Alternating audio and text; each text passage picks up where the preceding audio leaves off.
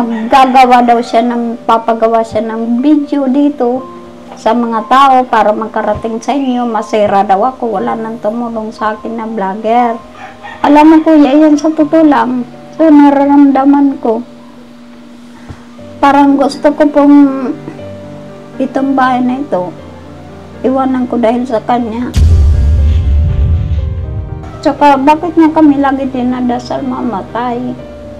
Dinadasal kayo na mamatay ng sarili mong sinasabihan niya ako, hindi mo kuya yan, hindi mo po siya makokontrol hanggat kaya ng paa niya.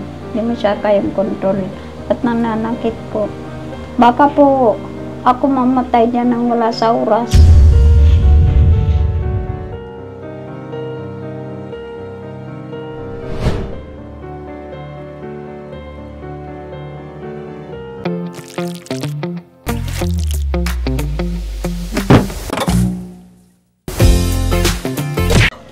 So ayun guys, papunta na po tayo ngayon kay Nanay Flor.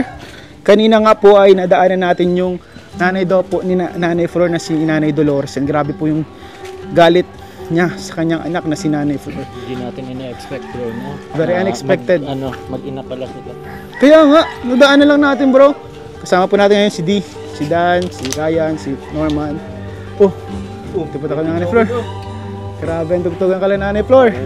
Kung sa kabila, kung gaano kasamaan ng sitwasyon ni nanay.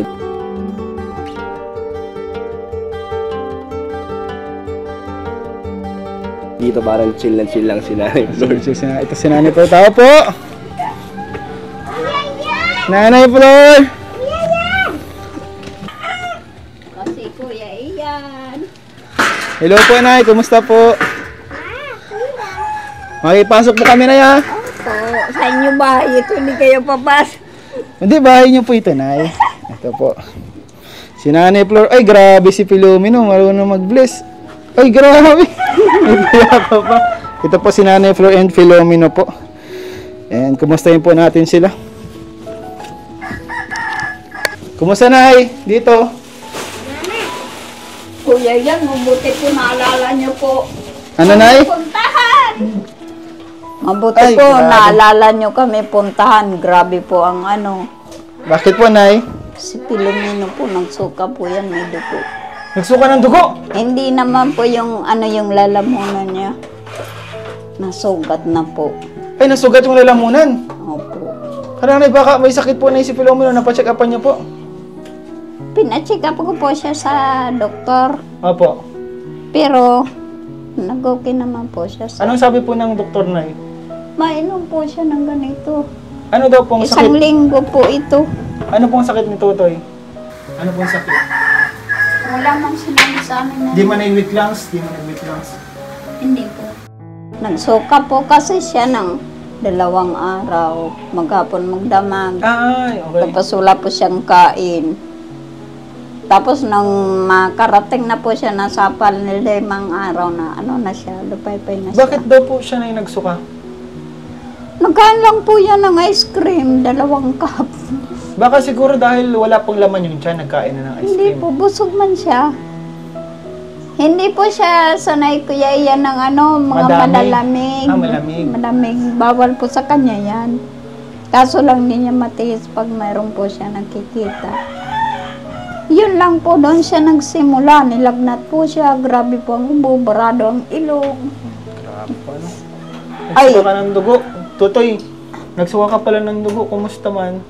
Ang pakiramdam mo ngayon? Okay na po. Malapit na magaling yung dita. Ano, tawag doon, nagparasuka ka? Nagparasuka ka nung mga nakarang araw? Papa. O di ngayon, hindi ka naman na nasusuka? Okay na yung pakiramdam mo? Kailan ka nagsuka ng dugo?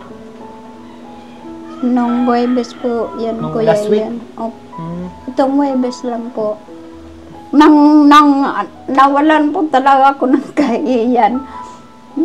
Nanghugot po talaga ako ng tao sa center. Gingin ng tulong. Hinugot mo na eh. Hala. Sabi ko, tulungan niyo ko yung anak ko. Nahirapan. Kasi sabi niya, mama, hindi ko na kaya. Nahirapan na po siya magsuka. Kahit ayaw na niya magsuka kasi masakit na daw dito masyado. Hindi niya mapigil. Yan po ang binigay sa amin na gamot, antibiotic. Antibiotic, ibig sabihin ay may gagamutin niya, Nay. Anong Opo, sakit kaya ano antibiotic yan? po ito. Sabi ni Doc, pag hindi daw siya gumaling sa loob ng 1 linggo, balik daw po kami sa kanya. Wala pong sinabi sa inyo kung ano po yung sakit talaga ni Filomeno? Wala po. Kasi, baka daw kasi yung uso ngayon na sakit. Yung influenza baga ngayon na yung uso na yun. Mag-ingat kayo, Nay. Kayo din po kasi lagi Opo. kayo nahayo. Opo, lagi po kami nakalabas. Oo. Dapat may depensa kayo. Number 1 po dyan ng dasal. Ikaw, Filomeno, huwag kang ha. Magparakain muna ng bawal, tutoy. Uy, kuya, yan. Nung time po, nahirap po ako dito. Ano po, naisip ko po sa'yo. Hindi ko po alam kung paano po magpunta sa inyo. Pwede niyo po akong i-chat. Pwede niyo po baga akong i-text, i-chat po baga doon sa Facebook page po baga. Doon po? Opo, di ba po na-chat ka doon minsan po? Pero hindi po siya nasend. Hindi siya na-send, paano, bakit? Hindi, masend lang siya Ay pa. baka wala ka na signal. Ah, Baka wala ka pong load, wala kang signal. Wala kang internet. yung binigay po sa akin, di ba po, nagbigay kayo ng huli ng pera, Oo, yung kay 10,000 Sir plus, Alex, oo. opo. Ay, doon lang po yung napunta sa gamutan niya po. Sa gamutan. Mahal Magkano po. na yung gamot niya, Nay? Mahal po ang mga gamot niya na 100 plus, may 300. Oo. Nahihirapan po ako. Ay, Nay, may sasabihin ako, Nay, sa inyo. Kasi, kanina, Nay, papunta po kami dito, Nay, sa inyo. Sa K-Boys on Mission, punta kami dito sa inyo, naglalakad kami. May nadaanan po kami doon, Nay, matandang babae. Tapos, anak ka daw po niya. Kilala niyo po yun, Nay, si Nanay Dolores. Mama Ay! mo daw siya. Kuya, yan pang sasabihin ko po sa inyo. O, ano po? Isa pa po yan na gagamitin sa akin para po ako malaglag sa inyo. Bakit po? Kasi po yung nanay ko, ang totoo po dyan, sa kapatid ko po yan. Oo. Sinasahuran po yan ng kapatid ko. Tapos, nagka-problema po sila kasi nananakit po yung nanay ko. Yan po ang pinakamalaki kong problema, kuya, iyan. Kasi po, hindi siya pwede pagsabihan. Tapos sabi niya sa akin, papagawa siya ng video dito sa mga tao para makarating sa inyo. Masira daw ako, wala nang tumulong sa akin na vlogger. Yan, anong gagawin ko dyan, kuya, yan? Kasi yung nanay ko po, number 1 ko pong problema, baka po ako mamatay dyan nang wala sa oras. Bakit po? Bakit po, Nay? Ba't ganun po? Sino pong sinasaktan, Nay? Di ba sabi niyo nandun sa kapatid mo? Opo. Nagtatrabaho sa kapatid mo. Ano siya nung kapatid mo? Taga-alaga? Parang kasambahay? Ginawa siya ng kapatid ko na bantay ng pamangkin ko kasi may trabaho siya. Sinasawran pang nanay ko ng 5,000 buwan-buwan.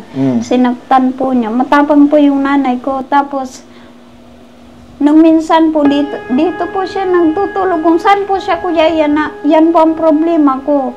Kung saan siya napunta. Tapos, nalis dito sa bahay, hindi nagpapaalam pagdating dyan sa labas. Masabi po, pinalalayas ko. Pero, Yan po ang problema ko, kuya, yan ko.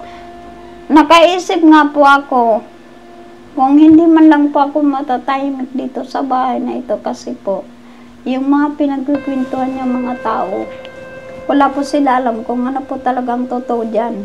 Nasisira po ako, sirang-sira po ako dito. so bali, Nay, yung nanay niyo, hindi niyo naman po pala pinapalayas dito? Hindi po. Promise. Hindi po. Kasalanan sa Diyos na nagsisinungaling. At magulang ko po yan. O bakit po siya po ay nakatira ngayon dun sa kawawa po ang kalagayan niya dun? Alam mo, kuya, yan, may kasama po akong asawa nitong kagawad. Sinundo po namin yan doon sa may tindahan na malaki. Opo. Sinundo po namin yan. Dinala po namin dito. Tapos pagdating dito, sabi ko, nanay, magbihis ka na. Kasi ilang araw ko na walang bihis. Opo. Iba nangamoy mo, nagalit siya. Para daw sinasabi ko, mabaho siya. Ayun, nagalis na naman po. Hindi mo, kuya, yan, hindi mo po siya makokontrol hanggat kaya ng paa niya. Hindi mo siya kayang kontrolin. at nananakit po. At saka ito pa ang problema ko dyan, Kuya Ian. Pag may binibigay po kayo sa akin, halimbawa, pagkain po namin ni Pilomeno, kinukuha niya po, dinadala niya kung saan, hindi lang po ako nagsasabi sa inyo. Kasi nanay ko po siya. Pero hindi ko po siya sinisiraan. Kahit po mapanood ang video na ito, ng mga kapitbahay ko dito, paninindigan ko pong sinasabi ko. Kahit nanay ko po yan. Yan po. So, ang ano po pala ninyo, pinatuloy niyo po dito si mama niyo. Opo. Kaso po, umaalis. Kapag kunyari sinasabihan yung, maligo ka muna, nay. Opo. Nakagalit po siya. Tapos kapag may pagkain kayo, minsan, kinukuha niya yung mga Opo. binigay. Tapos, meron po tao dito na nag-iwan ng gamit niya ng sandali. Kinuha po niya, binambinta po dyan, 20 pesos ang isa. Napagalitan po ako ng may-ari. Kuya yan, grabe na pong kahihiyan ko dito, gawa po niyan, sinasabi niyong nanay ko. May makakapagpatunay po dyan yung kapatid kong isa. Tsaka, bakit niya kami lagi dinadasal mamatay? Dinadasal kayo ng mamatay ng Opo. sarili mong Sinasabihan niya ako, ito ngayon. Wala ako pag-alam sa'yo kahit mamatay ka pa dyan. Kasi nagsasama po ang pakiramdam ko, Kuya yan, kami. Sabi ko, nanay, kailangan ko ang katulong. Tapos sabi niya, nagtatrabaho ako dito sa'yo, hindi mo ako binabayaran. Kala niya kasi, Kuya yan, mapira ako gawa niyo. Tapos sabi niya, magulo, Kuya yan. Alam mo, Kuya yan, sa totoo lang, so nararamdaman ko. Parang gusto ko pong itong bahay na ito, iwanan ko dahil sa kanya. Parang gusto nyo na, kayo na lang umalis para wala nang gulo. Parang ganun. Nahirapan po ako. Hindi ko po siya kaya. Ang problema sa kanya, Kuya, yan. Malabas siya. Tapos paglabas niya dyan, magmamakawa siya. Ipapalabas niya, siyang biktima, siyang kawawa. Yung iba po na hindi alam, naniniwala. Pero sa mga kapatid ko po, 4 kami, wala na po natanggap sa kanya kasi nga po, dala na sa kanya. Ako sinabihan ako ng kapatid ko na, ikaw nandyan yan sa iyo, problema mo yan. Darating ang araw, problemahin mo yan. Sa totoo lang, Kuya, yan. Dahil sa kanya na nawawalan pa ako ng ganan tumira sa bahay na ito kasi hindi po kami tinitigilan. Matagal na po bang andyan niya si mama mo? Ngayon lang po yan nagpupunta dito. Oo nga, parang hindi po namin yung nakikita. Ngayon lang Ngayon lang po napansin, yan. ano? Kasi po itinapon po yan dito ng mga kapatid ko kasi gawa. Ganyan din po ang ginagawa niya doon sa mga kapatid ko. Pinapahiya daw po sila. Kahit ilapit mo siya sa barangay, nilapit ko na po yan sa barangay. Kung anong gagawin ko dyan, hindi sila nangingialam at kamag-anak ko. Yan ang problema ko, Kuya ikaw, Nay, Ian. gusto mo pala talaga sa akin na dati pa na tulungan din si mama mo, patirahin man din dito. Opo. Kahit hindi pa ako nagpapaalam sa inyo kasi kamag-anak ko, magulang ko siya, hindi ko Opo. siya kayang tiisin. Pero ganyan pong ginagawa niya sa amin, nahihirapan na pa ko, Kuya Ian. Grabe. Mayroon dito. Bakit po umabot kayo sa ganyang sitwasyon na parang magkaaway kayo, hindi na kayo okay na ni mama mo? May ginawa ba siya sa'yo? Kasi Kuya Ian, iniwanan kami niyan, maliliit pa po kami. Bata ba kayo iniwanan na kayo? Opo. Tapos, Yung bunso namin, iniwan niya kami 3 taon pa. 3 taon pa lang kayo? Opo. Wala Ikaw po daw yan. ang panganay niya eh. Opo, wala po yan awa sa amin. Kahit po ano po kayo, magtanong po kayo, mag-usisa po kayo, mga kapatid ko, bibigay ko po ang mga account nila sa inyo para kayo mismo ang makapagpatunay kung tama, totoo ang sinasabi ko. Okay po. So, ganun pala yung sitwasyon. At saka, pag naalis pati ang Kuya yan dito, naghahakot yan ng kung ano-ano dyan ng mga bag, labit-labitin yan dyan sa labas. Makuha po siya ng tao, magpapabideo siya, tapos Yung video niya, ipaparating daw sa inyo. Sabi niya sa akin, para daw ako masira sa inyo. Yun ang sabi niya, para mamatay na daw kami dito. Sa gutom. At alam niya, hindi ako nakakatrabaho. Ano nyo ngayon, ano Nay, pang sitwasyon yung dalawang mag-ina. Bali, ito Nay, sabihin nyo dito ngayon, baka magpapanood sa kanya kay nanay mo. Ano yung mensahe mo kay nanay mo? Ano yung gusto mong sabihin sa kanya? Sabihin mo ano sa ano. Nanay, tigilan mo na po ako. Kasi, tigilan mo na po ako sa ginagawa mong bapanmaya kung saan-saan. Hindi naman po totoo lahat na sinasabi mo eh. Hindi lang ako nagsasabi nito. Lahat ng mga kapatid ko, kakampi ko, para sa'yo. Ikaw, nanay, tigilan mo na po ang pagkasinungaling mo. Wala po ibang dumalampot dito, kundi ako, kahit wala pa ako trabaho, napapakain po kita dahil sa vlogger, tapos sisiraan mo ako. Nahirapan ako niya, kuya. Yun ang binibigay sa akin ng vlogger. Kinakain mo pa na bubustog ka, tapos sisiraan mo ako. Kanina din naman totoo yan. Ikaw lang naalis dito sa bahay. Ngayon to, kahit tanongin niyo yung kapitbahay namin, nakikita po nila kami. Minsan po ko yan. Naisipan ko hindi nandito mo. Hirap na ba ako? Kalagayan ko ba matay ako? Yung anak ko maliit pa. Sabi nga ng asawa ng kagawad, namamayit ka ngayon sobra. Paano Siya nga po, Nay, napansin ko namamayat po kayo. dahil po sa kanya yan. Problema ko po yan araw-gabi. Puro pa ako dito kay Hiyan. Kaya Kuya Iyan, bago po kayo maniwala sa kanya, magsabi po muna kayo sa mga kapatid ko. Ibibigay ko po sa inyo yung mga account nila, yung mga number nila, makausap niyo po sila. Kung ano ugali po meron yan. Hirap po ako dyan. Mahina po ang katawan ko. Sa inyo lang po ako maasa ng kawayan. Tapos sisirain niya pa ako. Yan bang pangarap niya, Kuya Iyan? Pangarap niya po yan. Sirain po. Bakit may umabot sa ganun na parang kailangan kanya siraan? Bakit ganun po, Nay? Ugali niya po yan, Kuya Iyan. May mga pangyayari po na hindi ko po sasabihin sa camera. At kahihiyan po namin yan.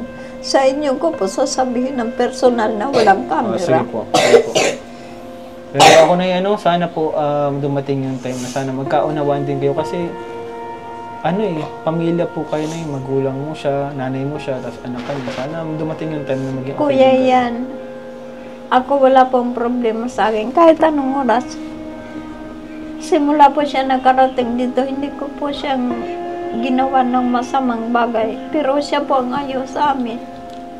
Ganun po pala na Kaya, ngayon po, mas maganda po na kayo mismo ang nagbukas niyan sa kanya.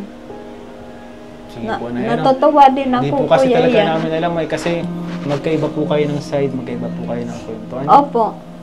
So, pero di bali na hayaan na kasi kami naman sa Kalingap, kailangan ng tulong, tinutulungan ka namin, beneficiary ka namin, tutulungan ka namin. So, bali, okay na yun muna na isang ngayon, and kalma muna sa rin kasi nahihirapan po si nanay maghihinga pag Opo, dahil po sa kanya. Okay na po, wag niyo muna pong isipin na tinanong lang po namin kayo, pero syempre malinaw, alam namin yung totoo, Kuya Iyan, namin totoo. ang masasabi ko po sa inyo, para po malaman nyo kung totoo ang sinasabi ko o hindi, ibibigay ko po ang mga account ng kapatid ko, mga apo niya, para po kayo mismo mag-imbestiga po dyan. Sige po, Nay. Sige po. So, Nay, ito, Nay, andito talaga kami. Huwag na po kayo Nay. Huwag na po kayo, at baka mahirapan kayo maghinga, kakaiyak.